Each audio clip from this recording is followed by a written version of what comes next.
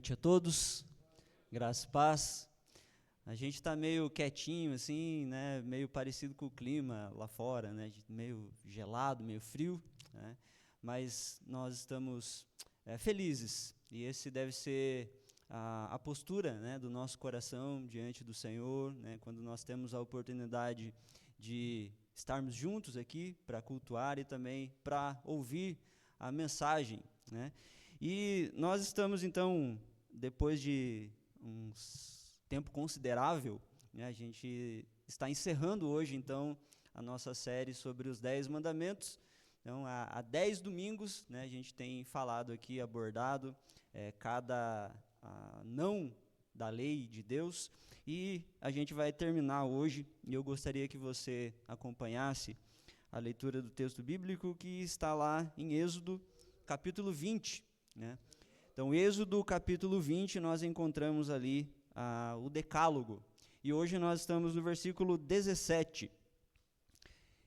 Êxodo capítulo 20, versículo 17, nos diz assim: Não cobiçarás a casa do teu próximo, não cobiçarás a mulher do teu próximo, nem o seu servo, nem a sua serva, nem o seu boi, nem o seu jumento, nem coisa alguma que pertença ao teu próximo.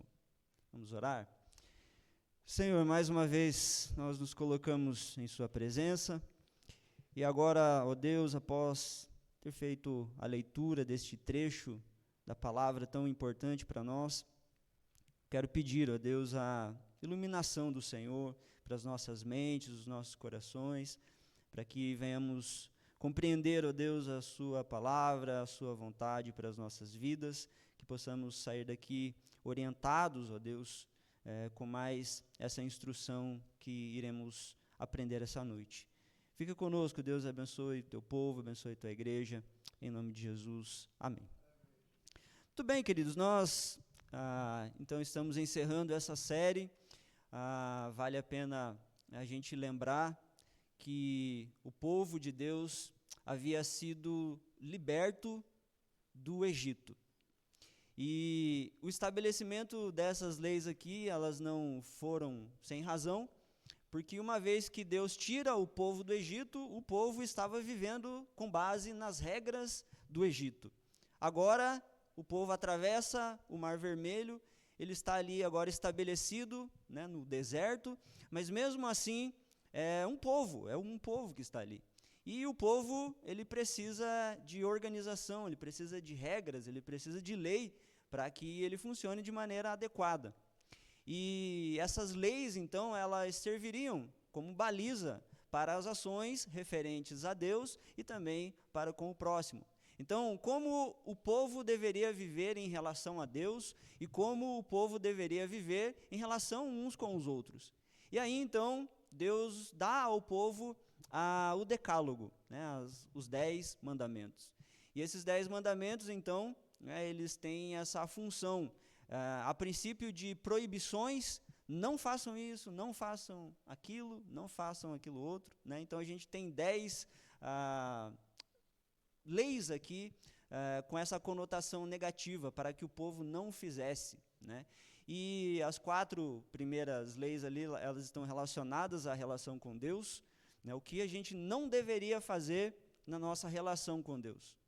E as outras, né, que a gente não deveria fazer em relação ao nosso próximo. E a gente termina aqui, então, né, com esse texto curioso: não cobiçarás, é um mandamento. E aí ele vai discriminando algumas coisas, né, porque talvez, quando fala assim, não cobiçarás, provavelmente alguém perguntaria: não cobiçarás o quê? E só a ideia de não cobiçarás, aparentemente ela também não diz muita coisa. Não cobiçarás. Mas não cobiçarás a casa do teu próximo, não cobiçarás a mulher do teu próximo, nem o servo, nem a serva, nem o boi, nem o seu jumento, e nem coisa alguma que pertença ao próximo, ao outro, né? E eu não sei se vocês já ouviram o conto da sereia. Quem já ouviu falar do conto da sereia? Já ouviu, né, Eric? O canto da sereia. é o conto, né? E os gregos, né, tinham esse costume, né, dentro da mitologia, de criar histórias com um fim didático, né? E a gente ouvia muito sobre essa questão do canto da sereia. Se tratava ali de belas mulheres, né, que estavam em algumas regiões marítimas, né? E essas mulheres, então, elas hipnotizavam os marinheiros com o seu canto. Então, quando os marinheiros passavam por essas localidades onde essas sereias estavam, então elas seduziam esses marinheiros com base no seu canto. Então, elas cantavam de uma forma tão agradável que hipnotizava aqueles marinheiros, e eles então cediam às vontades, né, dessas sereias. E é mais ou menos assim que funciona a questão da cobiça. Ela é meio que uma espécie de canto que faz a gente desejar coisas. Quando a gente olha para a tradução dessa palavra, não cobiçarás, não é cobiçarás, se trata de um desejo ardente. Então, cobiçar é desejar algo de maneira intensa. Então, desejar ardentemente algo é cobiçar. E claro, a grande questão aqui para a gente é que quando o texto fala sobre a cobiça, ele está falando a respeito da tragédia que é quando você cede à cobiça, né? Quando você vive baseado nesse canto da sereia, quando você é seduzido por este desejo de ter coisas, de possuir coisas. E o problema da cobiça, e eu quero que fique bem claro aqui para vocês, é que o problema da cobiça não é você querer algo. O problema da cobiça é você nunca se satisfazer com o que você tem. Essa é a grande questão. Porque esse 10º mandamento aqui, ela estabelece para nós essa linha que separa o contentamento dessa destruição interior causada pela cobiça. E aí Deus expõe, então, neste mandamento, diferente dos demais, não só nossos atos, mas também aqui está envolvido os nossos desejos, as nossas motivações. Aliás, né, Calvino tem uma fala interessante, ele diz que este mandamento aqui, do não cobiçarás, ele penetra, né, nos recônditos do nosso coração, nas profundezas do nosso coração. Então, quando você tem os mandamentos ali, não furtarás, está falando de um ato específico. Não adulterarás, está falando de um ato específico. Não terás outros deuses além do Senhor. Não acumulem ídolos para vocês. Não façam imagens de Deus. Então, tudo isso tem a ver com atos concretos realizados por um coração que está contaminado. Mas quando se fala da cobiça, é diferente, porque a cobiça a gente não vê, não é uma questão externa. É uma questão interna. E eu queria, então, conversar sobre 3 pontos aqui, né, para a gente desenvolver a ideia da cobiça. E o primeiro ponto que eu gostaria de tratar aqui, eu chamo de cobiça como um desejo disfarçado de direito. Então, hoje a gente tem alguns tipos, né, de linguagem para a gente, às vezes, apelidar e mascarar alguns tipos de transgressão. Então, é bem comum nos nossos tempos, né, as transgressões serem apelidadas de uma forma um pouco menos chocante, né, ou menos, para soar menos errado, né? Mas a cobiça, né, aqui no hebraico, ela significa desejar, então, intensamente algo que não te pertence, algo que pertence a outro. E a cobiça, então, ela é um desejo íntimo, insistente e é possessivo também. E ela nasce, então, com base em algumas expressões que a gente talvez já falou, né? Por exemplo, eu mereço algo melhor. Quem já pensou assim? Eu mereci algo melhor do que o que eu tenho, né? Ou quando você olha para alguém e você fala assim, puxa, se eu tivesse aquilo ali, eu valorizaria mais do que essa pessoa tem valorizado. Porque só o outro que prospera e não eu. Por que só ele que tem e eu não tenho? Então, talvez você já foi acometido por esse tipo de pensamento, né? E aí é a ideia do assovio, né? Do canto da sereia começando a tocar no seu coração. E aí você começa a ser envolvido, né, por uma série de motivações. E é difícil porque quando, por exemplo, você fala assim, nossa, Juninho, que carro bonito que você comprou, né? O que significa isso? Será que eu estou achando bonito o carro dele? Ou será que eu estou cobiçando? Quem consegue adivinhar? É difícil, é uma questão de foro íntimo, né? Mas é mais ou menos isso, há essa possibilidade de disfarce. Nossa, puxa, que bênção, você conseguiu comprar uma casona, né? Oh, que legal. Você casou? Puxa, que bacana. Né? Então, por detrás, às vezes, dessas falas, a gente pode estar movido, sim, por cobiça. A gente pode estar pensando assim, puxa, eu merecia isso daí também. Eu merecia um carro melhor que o dele, inclusive. Puxa, eu merecia ser mais valorizado do que eu já sou. Puxa, se eu tivesse aquilo ali, eu cuidaria melhor. Se fosse meu, e aí eu estou falando de objetos, estou falando de pessoas, estou falando de qualquer coisa. Mas é aquela ideia, se fosse meu, eu cuidaria melhor. Se fosse meu, né, seria diferente. Por que comigo não acontecem essas coisas? Por que eu não tenho? Por que para eles e para mim não? Então, esse tipo, né, de discurso, esse tipo de frase, às vezes ele esconde lá no fundo, né, uma transgressão chamada cobiça. O Hernandes Dias Lopes, né, comentando sobre isso, ele fala que, ele define de um jeito bem interessante a cobiça, né? Ele fala que a cobiça é tirar os olhos do que você tem para colocar no que os outros têm. Então é mais ou menos isso, né? Se fosse definir cobiça, é você tirar os olhos do que você tem e você começar a olhar demais, né, para o que o outro tem. E, novamente, eu quero reforçar aqui que o fato de a gente desejar algo intensamente não é errado. Pensa aí, né, você que hoje talvez está formado, né, você que estudou alguma coisa, né, você que tem a sua profissão, o quanto foi difícil conseguir isso, né? Você teve que estudar bastante, você teve que renunciar muitas coisas, você teve que escolher coisas em detrimento de outras, né? Você investiu tempo, você investiu dinheiro, porque você desejava uma formação que pudesse te dar uma condição de vida melhor.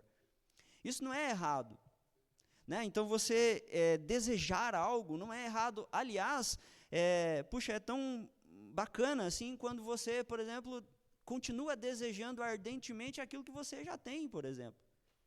Quando você continua desejando a sua família, quando você continua desejando as bênçãos que Deus te deu, você fala, puxa, olha que bênção que eu recebi, olha que coisa gostosa isso. Né? Então, a gente cuidar, a gente zelar, a gente se empenhar, a gente desejar algo na vida não é errado. O problema aqui é que a gente pode ser seduzido para desejar ardentemente o que pertence ao outro. Então, essa é a grande armadilha. E esse é o cuidado que a gente tem que tomar. Porque desejar algo não é errado, mas desejar algo que não lhe pertence é o problema do nosso coração. A gente vive numa cultura que, de certa forma, ela normaliza o sentimento de cobiça. Quando a gente pensa aí no marketing, né, nessa área aí de propaganda, né, o marketing ele é construído exatamente para instigar em nós uma espécie de insatisfação permanente. Pode ver que você começa a pesquisar as coisas e sempre tem coisas melhores. Então é sempre aquele apelo assim de, você tem o iPhone, eu não sei nem que número que está esse negócio. Eu não tenho nenhum, né? Não tive nenhum iPhone, então, que número que está? 15? 16? 16, lá nos Estados Unidos já está no 20, né? Mas iPhone 16. Então, aí você sofre, você labuta, quando você está com 15, aí saiu o 16 já. né? Quando você vai lá, arruma a sua casa de um jeito, agora a moda não é mais essa, é outra. Né? Agora você tem que trocar todas as coisas que você colocou lá e mudar, porque as pessoas de bom gosto, as pessoas de um nível superior de gosto, eles já estão usando esse tipo de coisa aqui. Quando você consegue comprar aquela roupa bacana, já mudou a moda de novo, já mudou a cor, já mudou a tendência, enfim, né? Mudou o seu penteado, né? Você vai lá, arruma o seu cabelo e daí, de repente, já mudou. Agora é outra cor, é outro corte. Só o topete que nunca sai de moda, né? Mas as coisas vão mudando. E a ideia da propaganda é exatamente isso, é falar para você assim, ei, o que você tem aí já é obsoleto. Você precisa de outra coisa, você precisa desse produto aqui que eu vou oferecer para você. É aqui que você vai encontrar a satisfação. E, gente, vocês sabem disso, mas é uma furada isso. Isso nunca tem fim, isso daí. Então, você entra num mar de insatisfação, porque toda hora você se sente deslocado, você se sente incompleto, você sente que você não tem as coisas que você merecia. Né? Você precisa investir naquilo, aí você vai labutar por aquilo, mas com um coração totalmente divorciado da vontade de Deus, que não é que a gente viva toda hora insatisfeito com as coisas, que não é que a gente viva se medindo pelos outros a todo momento. Então, ele tem, então eu também quero ter. O que ele tem, eu queria para mim. Quantas pessoas eu já ouvi que ficam acompanhando, por exemplo, relacionamentos no Instagram, enfim, e aí fica sonhando, que eu queria ter um relacionamento assim. Eu queria que fosse assim. Eu queria que o meu marido fosse do jeito que esse cara aqui está falando. E é tudo ilusão aquilo ali, gente. Não, eu queria que a minha esposa fosse desse jeito aqui, ó. Olha que bacana essa mulher aqui, o jeito que ela fala com o seu marido, o jeito que ela trata, né, as coisas que ela faz. A minha não faz isso. Né? Ou o meu marido, né, tem os caras lá que sempre arrumam as coisas rapidinho, né, e daí tem uns vídeos lá, meu marido, né, eu pedi para ele já arrumou ali. E isso é ruim para a gente, né, porque existe uma regra, gente. As mulheres aqui precisam saber que existe uma regra. Se você pedir para a gente fazer alguma coisa, você tem que esperar no mínimo 6 meses, não adianta. É uma regra isso daí. Devia até estar na Bíblia isso. Não sei por que não está. Mas é assim que funciona. Então, a gente fica olhando as pessoas, a gente fica medindo elas, a gente fica tentando medir a felicidade delas com base naquilo que elas têm e apresentam. E aí a gente se sente inadequado. E aí o nosso desejo começa a ser aquela pessoa, ou no mínimo, ter as coisas que aquela pessoa tem também. A gente se identifica nesse sentido. E aí a cobiça, ela às vezes aparece disfarçada de ambição, né? Não, é uma pessoa muito ambiciosa. Né? Não, é motivação, não, a pessoa está muito motivada para ter aquilo. Né? E até essa coisa de, no nosso ambiente, assim, oração, né, por uma bênção específica. Né? E às vezes essas orações a gente nem sabe por que a gente está orando. Né? A pessoa fala, não, ore por mim aí para que eu consiga o que eu quero. Eu estou orando por uma bênção e sabe lá Deus o que é essa bênção aí, né? E a gente, então, coloca nessa coisa de orar para que a pessoa receba a bênção, né? Mas o que será que é essa bênção, né? Então, o 10º mandamento, ele mostra aqui para a gente que Deus, ele não se contenta com apenas a aparência, é por isso que esse mandamento está aqui. Não cobiçarás algo de foro íntimo, porque Deus, diferente de nós, ele não vê a aparência, ele vê o coração. Os nossos olhos, ele tem muito essa coisa da aparência, e é por isso que a gente é fisgado. A aparência, ela é o canto da sereia para nós. Então, por que a gente nunca está satisfeito com o que a gente tem? Ou por que a gente sempre quer mais do que o que a gente tem? Isso é insatisfação. E às vezes as pessoas ficam frustradas, ficam deprimidas, ficam tristes, porque elas acham que ainda elas não têm aquilo que elas gostariam. E com isso elas deixam de serem gratas por aquilo que Deus já lhes deu. Então Deus já te deu filhos, mas você gostaria que o seu filho fosse o do outro, né? Deus já lhe deu uma casa, mas a sua casa não é boa. É o do outro que é boa. Não é aquela história, né, da grama do vizinho sempre é mais verde, né? O problema aqui é que o coração que cobiça, mais cedo ou mais tarde, ele vai agir, ele vai reagir. E o mandamento, então, é claro: não cobice. Quando Deus diz isso, o que ele está querendo dizer para a gente, em outras palavras, é: o que for proibido você desejar é cobiça. Então, você pode desejar muitas coisas, mas aquilo que é proibido você desejar é cobiça. O segundo ponto aqui é que a cobiça, ela é um desejo idólatra também. E eu estava tentando pensar aqui nessa questão da idolatria, né, porque é um pecado. Mas é interessante que a cobiça, ela é um pecado antes do pecado. Não sei se deu para entender. A cobiça é um pecado antes do pecado. Então, quando você pensa aqui nos mandamentos ou nos pecados, né, que se seguem aqui, quando Deus fala, não faça isso, você vai lá e faz, aconteceu um pecado antes dessa ação pecaminosa. Antes da ação pecaminosa, existiu um pecado motivador, um desejo pecaminoso que gerou um ato pecaminoso. Então, a cobiça, ela é esse pecado antes do mandamento. Porque os demais mandamentos aqui revelam a idolatria do coração também. Agora, essas idolatrias do coração, elas são evidentes externamente. E a cobiça, né, ela é interna. O apóstolo Paulo, em Romanos capítulo 7, nos versículos 7 a 8, ele confessa isso. E ele fala lá que ele só compreendeu o pecado por meio do mandamento. E ele diz lá: eu não conheceria a cobiça se a lei não dissesse, não cobiçarás. Mas o pecado, tomando ocasião pelo mandamento, despertou em mim, então, toda a sorte de cobiça. Então, o apóstolo Paulo fala: a cobiça, eu descobri que ela existe exatamente por causa do mandamento.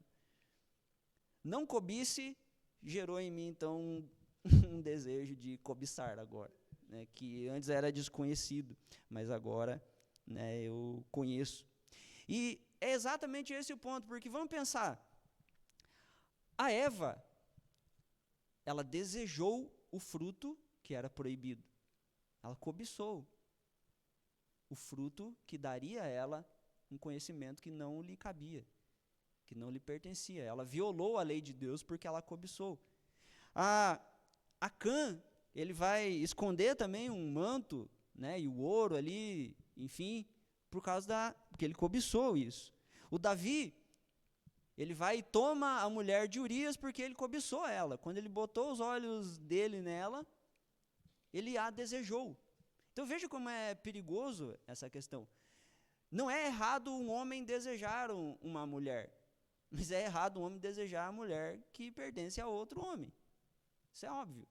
E é por isso que vem a complicação depois, né? Então Davi cobiçou a mulher do próximo. Judas vendeu Jesus, Judas traiu Jesus, porque ele cobiçou o lucro de entregar Jesus. Então, quando a gente olha para a palavra, eu tenho uma espécie de estudo de caso aqui, eu gostaria que você acompanhasse a leitura, e a leitura por si só, ela já mostra para a gente a anatomia da cobiça. É um texto conhecido que está lá em 1 Reis, capítulo 21. 1 Reis, capítulo 21, dos versos 1 ao 16, olha que interessante. E eu gostaria que você pensasse na cobiça e vai acompanhando a leitura comigo. Só vou ler aqui, mas eu acho que vai ser autoevidente essa leitura. O texto diz assim: sucedeu depois disso o seguinte: Nabote, o jezreelita, possuía uma vinha ao lado do palácio que Acabe, rei de Samaria, tinha em Jezreel.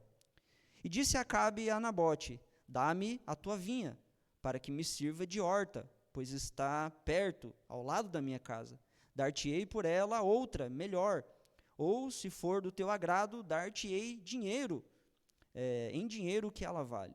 Porém, Nabote disse a Acabe: guarde-me o Senhor de que eu dê a herança de meus pais. Então Acabe veio desgostoso, indignado para sua casa, por causa da palavra de que Nabote, o jezreelita, lhe falara, quando disse: não te darei a herança de meus pais. E deitou-se na sua cama, voltou o rosto e não comeu pão. Porém, vindo Jezabel, sua mulher, ter com ele, lhe disse: que é isso que tens, assim, desgostoso, o teu espírito, e não comes pão? Ele lhes respondeu: porque falei a Nabote, o jezreelita, e lhe disse: dá-me a tua vinha por dinheiro, ou se te apraz, dar-te-ei em outro lugar. Porém ele disse: não te darei a minha vinha. Então Jezabel, sua mulher, lhe disse: governas tu com efeito sobre Israel? Levanta-te, come e alegra-te o teu coração. Eu te darei a vinha de Nabote, o jezreelita. Então escreveu cartas em nome de Acabe, selou-as com o sinete dele e as enviou aos anciãos e aos nobres que haviam na sua cidade e habitavam com Nabote. E escreveu nas cartas dizendo: apregoai um jejum e trazei Nabote para a frente do povo. Fazei sentar defronte dele 2 homens malignos que testemunhem contra ele, dizendo: blasfemaste contra Deus e contra o rei. Depois levai-o para fora e apedrejai-o para que morra. Os homens da sua cidade, os anciãos e os nobres que nela habitavam, fizeram como Jezabel lhes ordenara, segundo estava escrito nas cartas que lhes haviam mandado.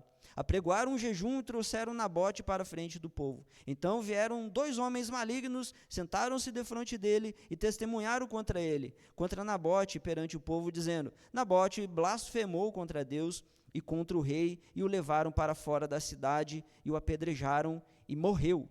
Então mandaram dizer a Jezabel: Nabote foi apedrejado e morreu. E tendo Jezabel ouvido que Nabote fora apedrejado e morrera, disse a Acabe: levanta-te e toma posse da vinha que Nabote, o jezreelita, recusou dar-te por dinheiro, pois Nabote já não vive, mas é morto. Tendo Acabe ouvido que Nabote era morto, levantou-se para descer para a vinha de Nabote, o jezreelita, para tomar posse dela.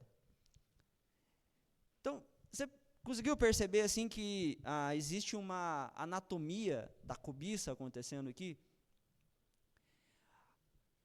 Ela começa com um desejo, uma espécie de, eu não sei quem já viu cheiro assim, né? O cheiro. Imagina que você está proibido de comer chocolate. Você imagina que você não pode comer chocolate. Você entrou em uma dieta dessas rígidas mesmo e você não pode comer chocolate. E daí, de repente, você começa a sentir um cheiro de chocolate. O que você tem que fazer nessa hora?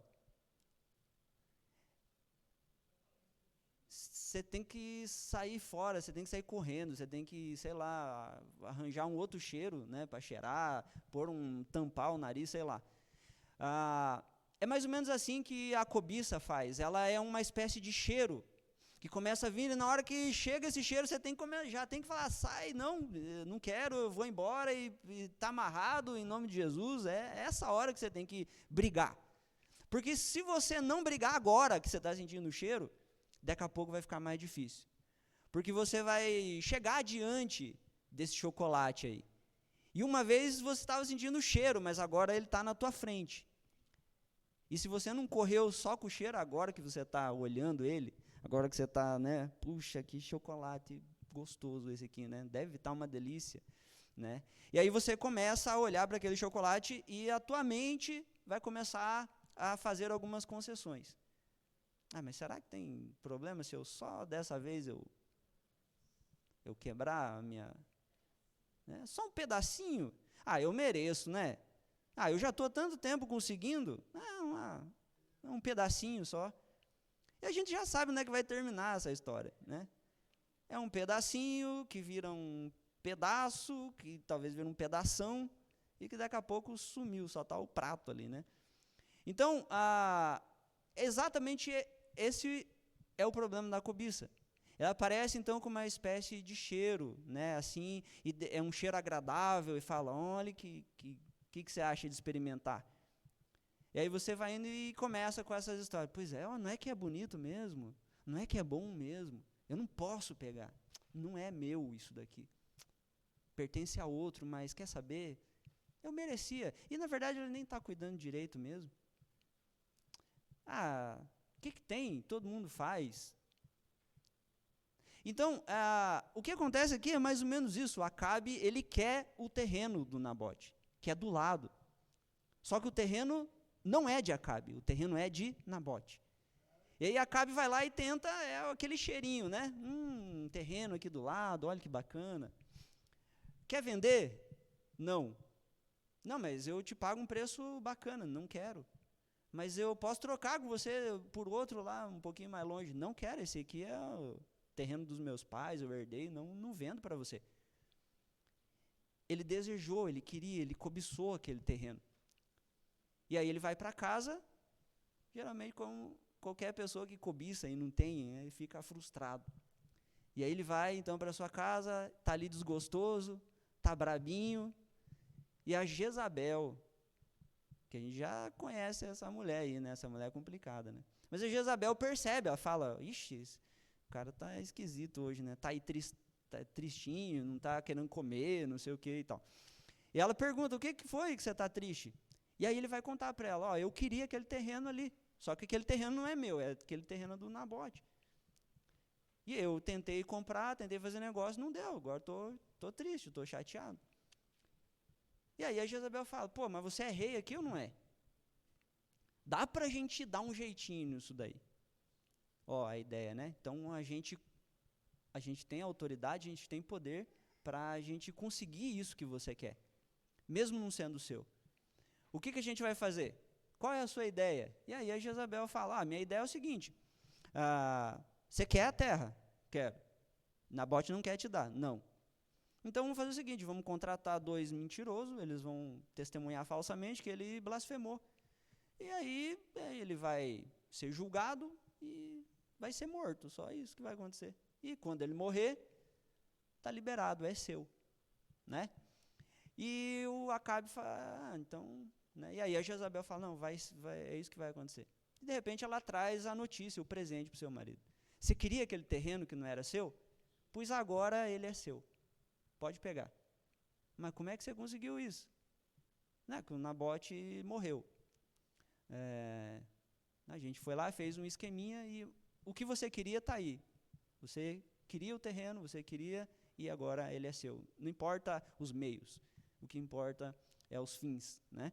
E aí, então, a gente tem explícito aqui essa ideia do canto da sereia, né? Essa coisa da sedução. Né? E aí você vai lá e usa a sua influência. Quantas vezes a gente não vê isso acontecendo? Pessoas que usam a sua influência, pessoas que usam, né, o seu poder de autoridade, a sua posição, o seu cargo, para pegar o que ele quer e que não lhe pertence. Né? Quantas coisas a gente já viu, né, dessa ordem acontecendo. E é por isso que a cobiça, ela não é apenas uma inclinação, né, do ser humano, é uma idolatria mesmo. Ela destrona Deus, ela coloca o desejo acima de Deus. E quando aquilo que nós não temos, mas a gente quer, se torna o centro da nossa esperança, aí a gente está diante de um falso Deus, a gente está diante de um ídolo. Mas o terceiro ponto que eu queria falar é sobre o remédio para a cobiça. E o remédio para a cobiça é o Evangelho. Mas o Evangelho do contentamento. Isso daqui, o contentamento que o Evangelho ensina para nós, ele é a liberdade. Lembra lá que quando Deus vai estabelecer as leis, ele fala que sobre a liberdade, que as palavras da lei, elas são liberdade para o povo? Então Deus tirou o povo da escravidão e agora Deus não quer que as pessoas sejam escravas mais. Deus quer que as pessoas sejam livres. É por isso que você não pode pegar as coisas dos outros. É por isso que você não pode ter outros deuses, porque tudo isso vai escravizar você. Mas a ideia aqui é que o contentamento, ele faz a gente experimentar uma liberdade. Um tipo de liberdade que as pessoas que cobiçam não têm. E o contentamento, ele gera a liberdade de você não precisar de tudo. Você não precisa ter tudo o que você quer para você ser feliz, contente e satisfeito.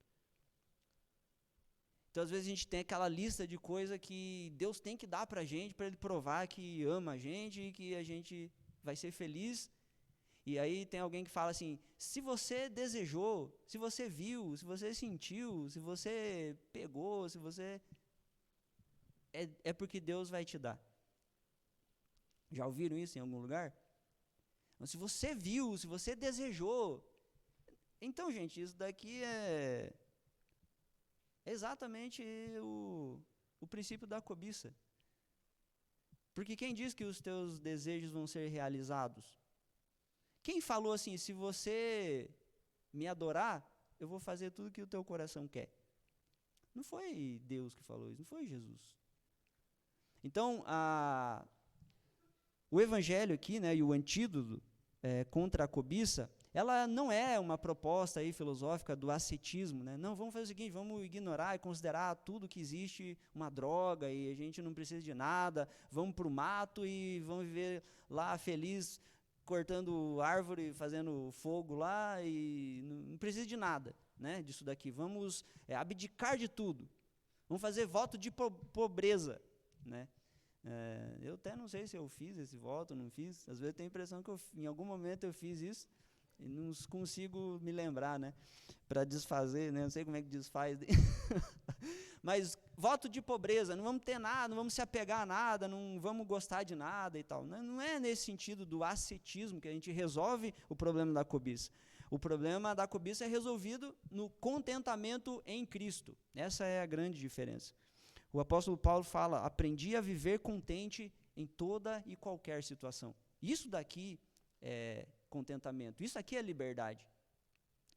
Você se sentir contente e satisfeito em qualquer situação e com qualquer coisa que você tenha. Porque a satisfação que o apóstolo Paulo descobriu não está nas coisas e nem nas pessoas, está em Cristo. Tudo posso naquele que me fortalece. É isso que o apóstolo Paulo falou, a gente leu aqui no texto da liturgia. Tudo posso naquele que me fortalece. Mas o que é esse tudo posso? Eu posso conquistar, eu posso ter, eu posso... Isso daí é alimentar a cobiça. O apóstolo Paulo está falando, tudo eu posso passar necessidade, eu posso não ter, eu posso ser privado, eu posso olhar as pessoas tendo e eu não, eu posso ver pessoas tendo vantagem, eu não, eu posso ver pessoas realizando os seus sonhos e eu não estou realizando o meu, mas mesmo assim eu sou feliz, porque eu tenho Jesus, porque eu tenho o que eu preciso para ser feliz. E isso daqui é o resultado, né, do Evangelho em nós. O Evangelho, ele nos liberta dessa lógica do eu mereço. E ele nos coloca uma nova perspectiva, em que a gente não fala assim, eu mereço tal coisa, mas a gente fala assim, Cristo é suficiente para mim, apesar de eu não ter. O contentamento, ele é fruto da fé, na soberania, na providência e no cuidado de Deus. Então, quando eu cobiço, eu quero coisas que não me pertencem, ou que Deus deu para outro, eu, ao mesmo tempo, estou desdenhando de Deus, eu estou mostrando insatisfação com Deus. Eu estou, talvez, tentando dizer assim que Deus foi injusto comigo, que Deus não me ama na mesma intensidade que Ele ama outras pessoas. E a gente já viu aqui, biblicamente, que, gente, muitas pessoas aqui que são ímpias, foram regaladas de coisas que às vezes a gente fica achando que tem que ter para ser feliz. A gente tem muitas pessoas que tiveram tudo o que eles quiseram, e essa foi a desgraça da vida deles. Às vezes você ter tudo que você quer seria a sua desgraça. E aí Deus, porque te ama, Ele te priva. Mas a pergunta é, quando Deus te priva de algo que você quer, significa que você é infeliz? Se você diz que sim, então é porque a presença, porque a companhia de Cristo não é suficiente para você. E é por isso que isso é um pecado.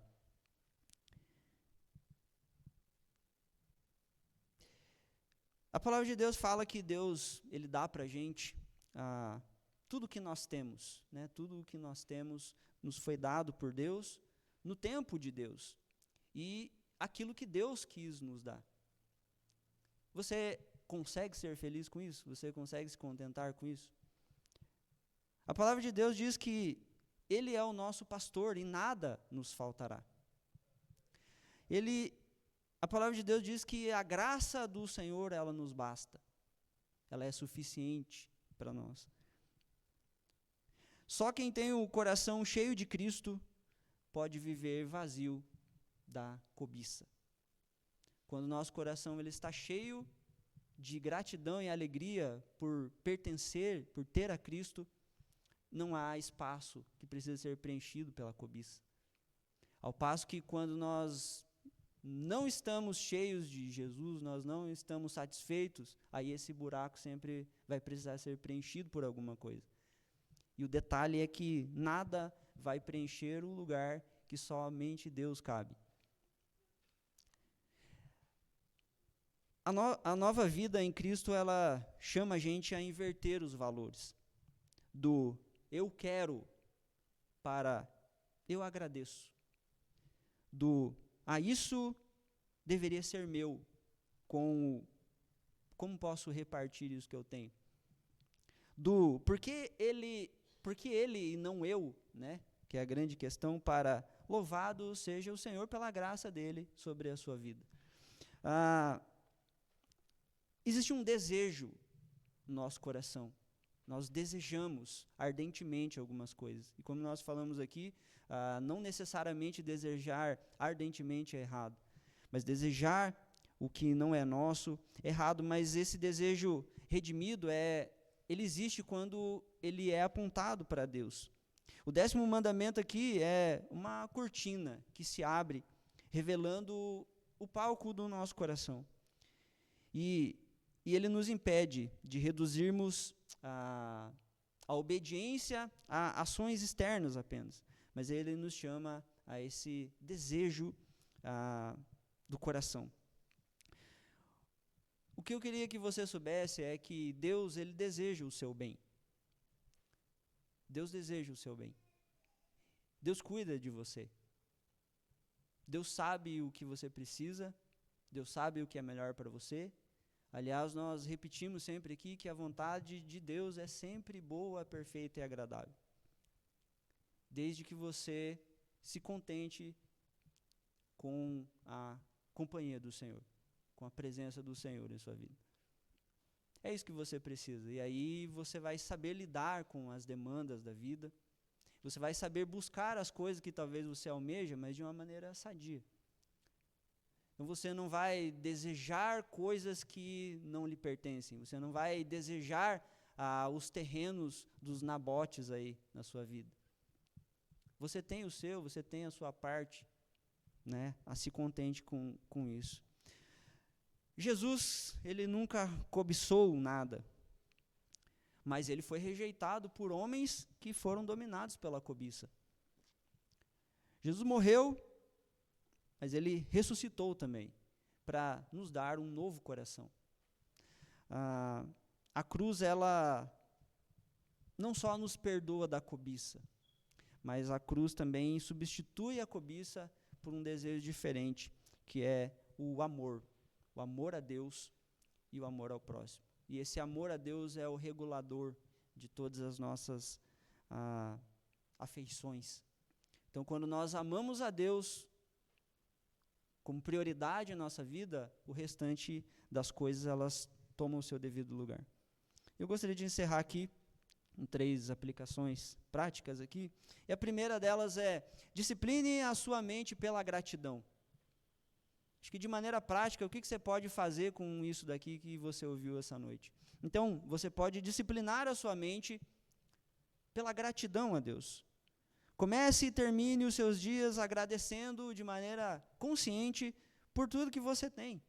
E mesmo que pareça pouco, mas agradeça a Deus pelo que você tem. Comece a ser grato e talvez as coisas comecem a aparecer. Talvez as coisas que você quer ardentemente, elas estão talvez ocupando o lugar que deveria ser de Deus. Enquanto você está ardentemente desejando as coisas, está insatisfeito, você está deixando de ser grato ao Senhor pelo que você tem. Então, discipline a sua mente, comece a ser grato pelas coisas que você tem. Rejeite comparações. Isso aqui também é um bom conselho. Pare de medir a sua vida se baseando na vida dos outros. Isso é um costume ruim que a gente tem também. Isso é um veneno para a nossa alma. Então, redes sociais, status e aparências, né, uma vida de aparência, elas são um terreno fértil para a cobiça acontecer. Então, rejeite viver de comparações. Mas o outro, mas aquilo que ele tem. Não, para com isso. Não fique se comparando com os outros. E, em terceiro lugar, cultive um contentamento intencional.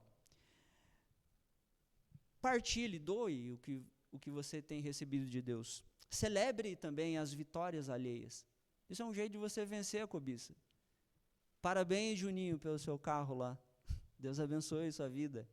Que bênção. Um dia eu vou pedir uma carona, só para... Pelo menos eu vou ter entrado, né, dentro daquele carro. Então, que bom que Deus te abençoou. Que bom que você recebeu aquela bênção que você estava pedindo. Que bom que nós oramos e Deus te respondeu. Puxa, vamos orar sobre isso. O que eu posso fazer para te ajudar? Né? Então, ensinar isso, né, é essencial para a nossa vida. Né? Ensinar aos nossos filhos, às pessoas que estão perto de nós, que agradecer é sempre melhor do que pedir. Né? Então, ter um coração grato, contente, né, com as coisas que Deus tem te dado. Mas eu não tenho tal coisa. Calma, mas o tanto de coisa que você tem. Então, agradeça por isso.